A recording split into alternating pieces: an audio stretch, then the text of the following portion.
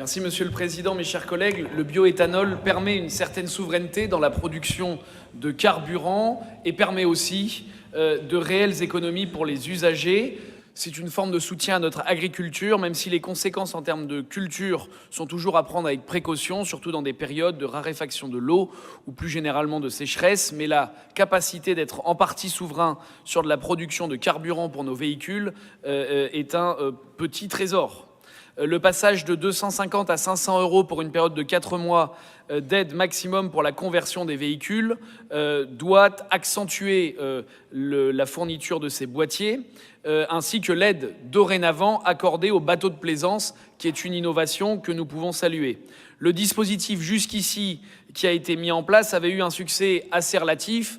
On visait 10 000 boîtiers subventionnés, on en est aux alentours de 1 100 boîtiers, donc il y avait effectivement quelques modifications à faire dans le mécanisme.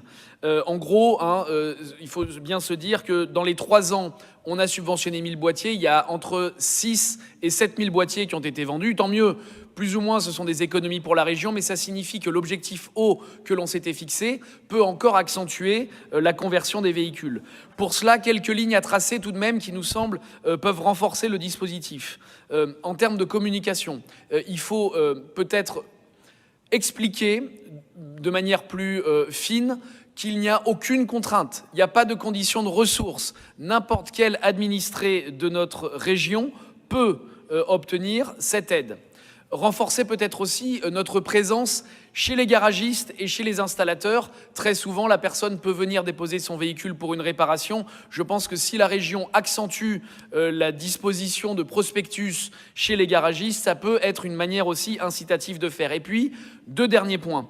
Il faut que le site internet de la région recense peut-être mieux les listes d'installateurs, se mettent mieux à jour. En gros, on a doublé de nombre d'installateurs et je crois qu'on est encore sur le site internet de la région un peu en retard. Et puis, flécher les stations-service qui mettent à disposition ce carburant avec une alerte. Et permettez-moi d'en terminer là-dessus. Si la conversion des bateaux de plaisance est une bonne chose, attention au fait que, à ma connaissance, aucune station-service de port propose ce carburant. Il ne faudrait pas pousser, moi je peux les comprendre, les propriétaires, les plaisanciers qui investissent dans ce boîtier, malgré l'aide régionale, il y a quand même une dépense à faire, et qui iraient faire le plein dans des jerrycans, dans des stations-service, pour le ramener ensuite au port sur leur bateau, ce qui correspond à un risque tout de même.